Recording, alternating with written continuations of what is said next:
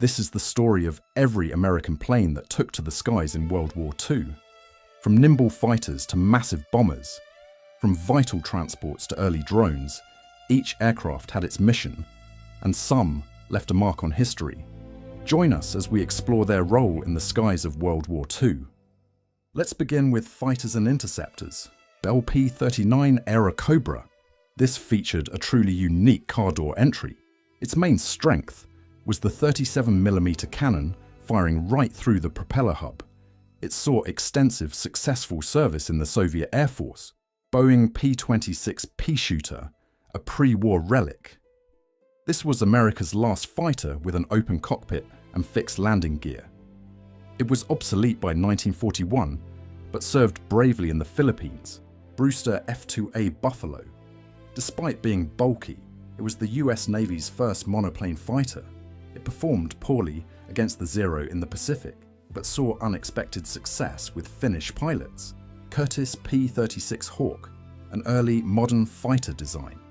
It performed well in French service during the Battle of France. It was mostly relegated to training or colonial duty by 1941. Curtiss P-40 Warhawk, a dependable, rugged fighter. It was the backbone of the AAF at the start of the war. Its low-altitude performance made it famous with the Flying Tigers. The next one, Grumman F-4F Wildcat, a tough, slow, but reliable carrier-based fighter. Its ability to absorb incredible punishment made it essential during the early Pacific naval battles. Grumman F-6F Hellcat, known as the Zero Killer. This robust machine replaced the Wildcat. It achieved a staggering 19-to-1 kill ratio against Japanese planes. Lockheed P-38 Lightning, distinctive twin booms defined this magnificent long-range escort. It was the only American fighter in large-scale production from Pearl Harbor to VJ Day. Then Lockheed P-322 Lightning. This was a stripped-down export version of the Lightning intended for Britain and France. It was later retained by the US after the fall of France. North American P-51 Mustang, arguably the finest piston-engined fighter of the war. With the installation of the Rolls-Royce Merlin engine, it provided crucial long-range escort deep into Germany. Northrop P-61 Black Widow, America's first dedicated radar-equipped night fighter.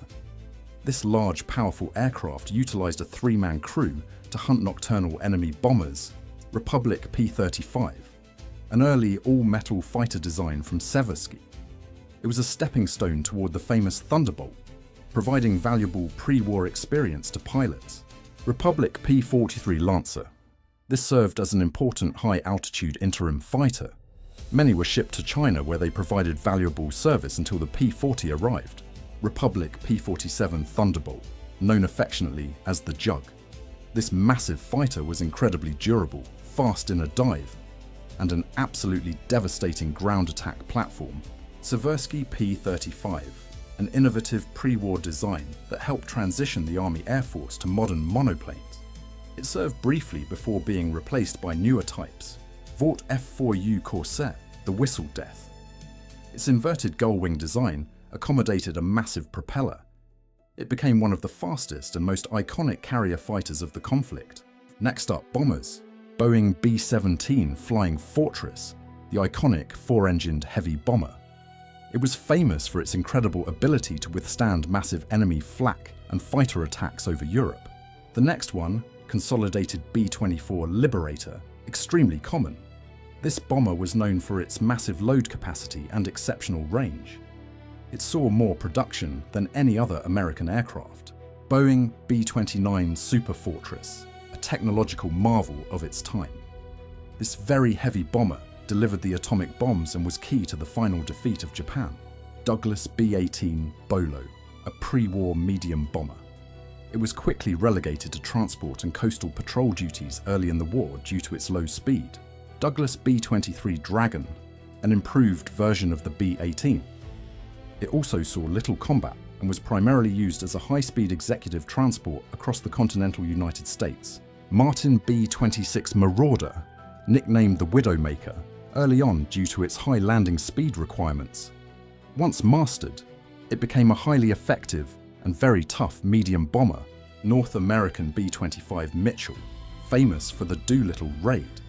This extremely versatile medium bomber flew missions ranging from high-level bombing to low-level strafing runs.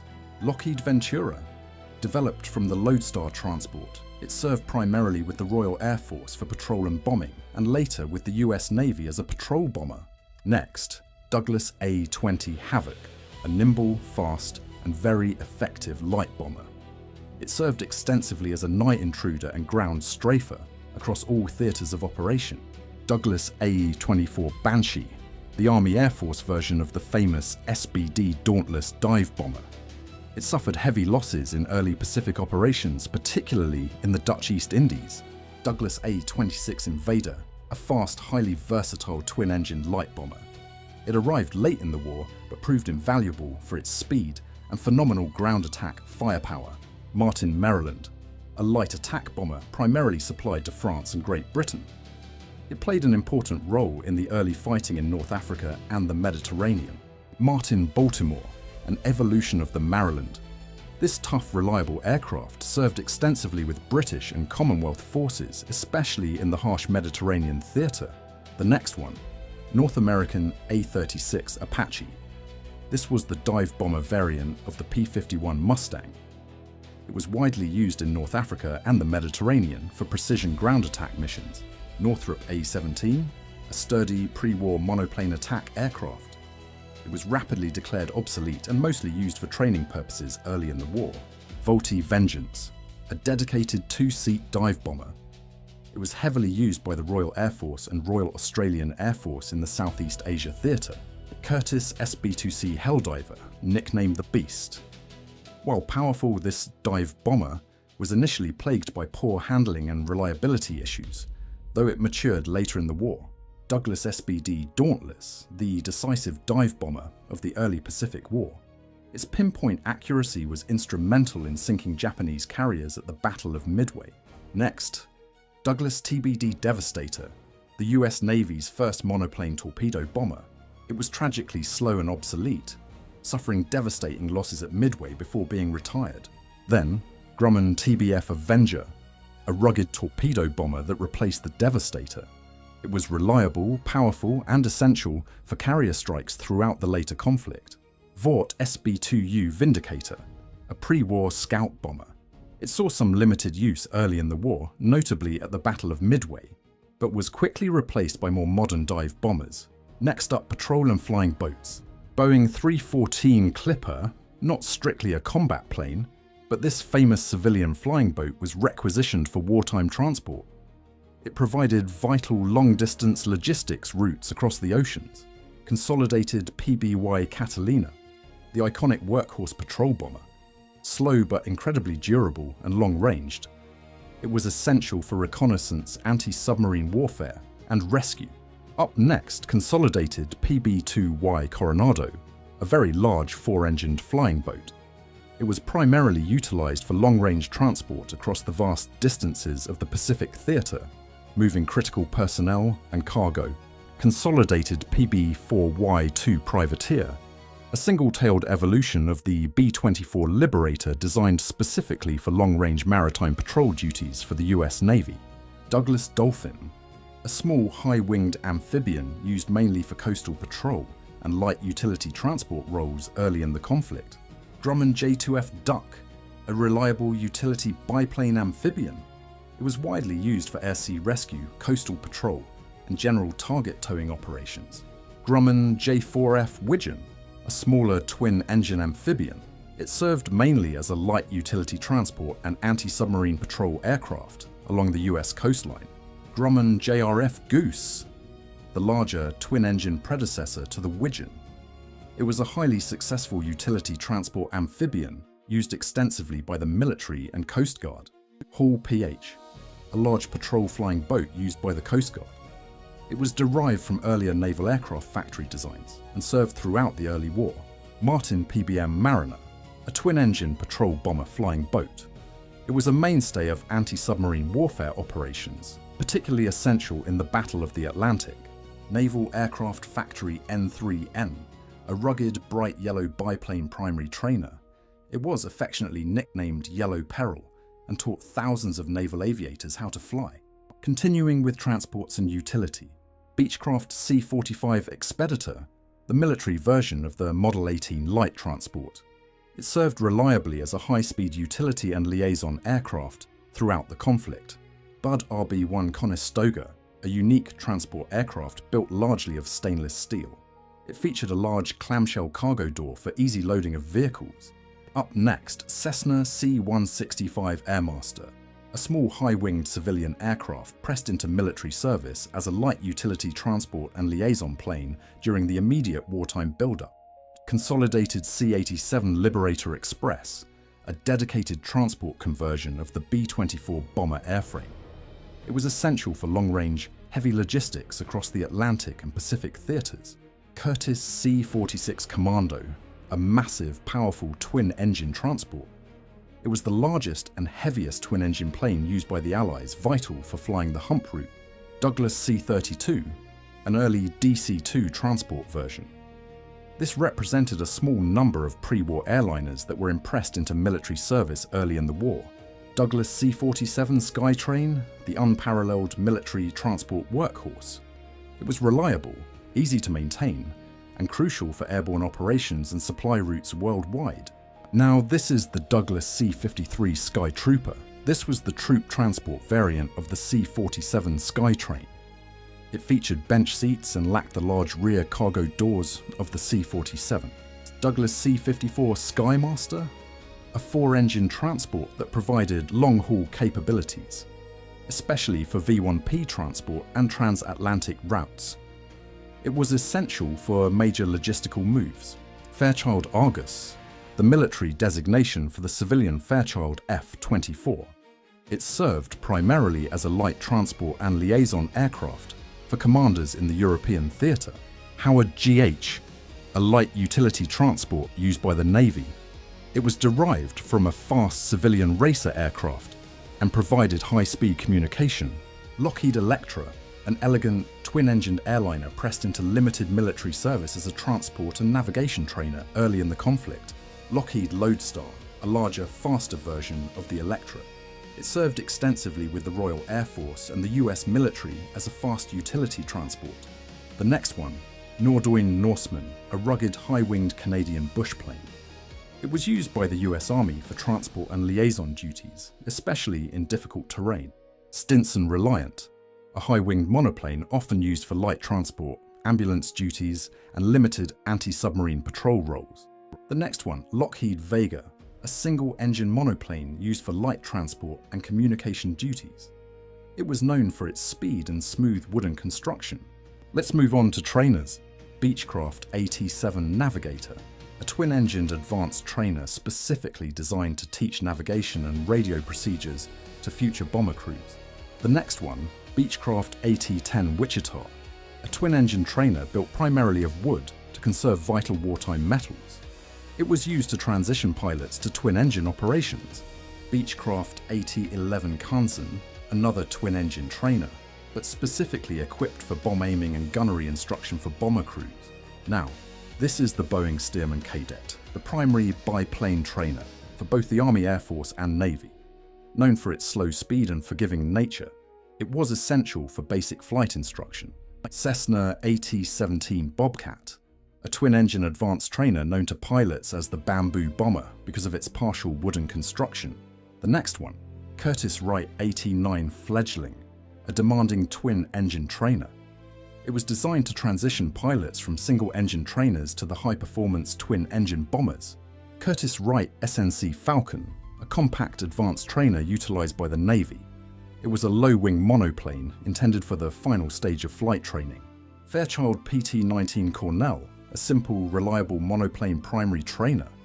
Its open cockpit and low-wing design made it an excellent introductory aircraft. The next one, Fairchild AT-21 Gunner, an unusual twin-boom trainer designed specifically to train gunners and bombardiers. It was difficult to manufacture and saw limited use. Then Fleetwing's BT-12 Sophomore, unique because it was the first military aircraft built entirely of stainless steel. It saw very limited service as a basic trainer. Up next, North American 86 Texan, Perhaps the most famous advanced trainer of all time, it was used to hone the skills of virtually every Allied fighter pilot. North American BT-9, an early basic trainer that paved the way for the far more successful AT-6 Texan. It was used for initial combat tactics instruction. Ryan PT-22 Recruit, a popular low-wing primary trainer known for its radial engine sound. It provided reliable basic flight instruction for thousands of pilots. Vought BT-13 Valiant, a rugged fixed-gear basic trainer. It was nicknamed the Vought Vibrator due to its slight instability, but was essential for intermediate training. Piper PT-1, this was the first tricycle landing gear primary trainer evaluated by the US Army. It was only produced in small numbers for crucial testing. Next up, Liaison, Observation and Reconnaissance. Airacobra L3 Grasshopper, one of the simple, high-winged light observation planes. It provided crucial artillery spotting and liaison duties, operating from primitive strips. Curtiss-052 Owl, a high-wing observation monoplane built just before the war. It was quickly relegated to coastal patrol and liaison due to its slow speed. The next one, Curtiss SC Seahawk, a late-war high-performance float plane designed to replace the Kingfisher. It was faster and more heavily armed, although it saw limited combat before VJ Day. Curtiss SO3C Seamew. Intended to replace the Seagull, this scout observation float plane was plagued by instability and engine issues and was quickly retired from operational use. Curtiss SOC Seagull, a reliable, sturdy biplane float plane launched from battleships and cruisers. It was primarily used for spotting and air-sea rescue. Interstate L6 Cadet, a simple two-seat high-wing monoplane used for liaison and observation duties. It was a less common variation of the widespread Grasshopper design. Up next, North American O-47, a large three-seat observation monoplane that was obsolete by the war's start. It saw brief use in coastal patrol before becoming a trainer. Piper L4 Grasshopper, the most famous of the light observation planes. It was essential for low-level reconnaissance and artillery fire direction right on the front lines. Piper L14 Cadet, a slightly larger version of the famous L4 Grasshopper, designed to carry more personnel or equipment for liaison purposes. Stinson L1 Vigilant, designed for short field takeoff and landing. This aircraft provided observation and utility transport in rugged forward conditions. Stinson L5 Sentinel, known as the Flying Jeep. It was a dependable liaison aircraft used for ferrying personnel and evacuating wounded from small improvised fields. Taylorcraft L2 Grasshopper, another crucial member of the light observation fleet, often used for reconnaissance and command transport right behind the front lines. Vought OS-2U Kingfisher, the quintessential ship-based float plane, durable and essential for air-sea rescue and spotting roles throughout the entire conflict. Now let's look at gliders. Waco CG-4 Hadrian, the most famous and widely used American transport glider. It could carry 15 troops or a jeep and a small howitzer for airborne assault. Laister-Kauffman TG-4, a tandem-seat training glider. It was used to teach future cargo glider pilots the delicate art of unpowered flight and landing. Continuing with helicopters. Sikorsky R-4 Hoverfly, the world's first mass-produced helicopter. It saw limited service for reconnaissance and rescue, demonstrating the potential of rotary flight technology. Sikorsky R-5, a powerful two-seat helicopter intended for utility and rescue work. It was a significant step up in capability from the earlier R-4. Next, Sikorsky R-6, an improved version of the R-4, designed to be faster and more stable. It was used primarily for observation and liaison roles in the late war, finishing off with drones and pilotless aircraft. Culver PQ-8, a radio-controlled target drone used extensively to train anti-aircraft gunners. It represented an early step in autonomous flight development. Culver PQ-14, a larger, faster and more advanced radio-controlled target than the PQ-8. It improved the realism of essential anti-aircraft training. Interstate TDR, an early naval radio-controlled assault drone. These primitive flying bombs were tested for use against heavily defended Japanese targets.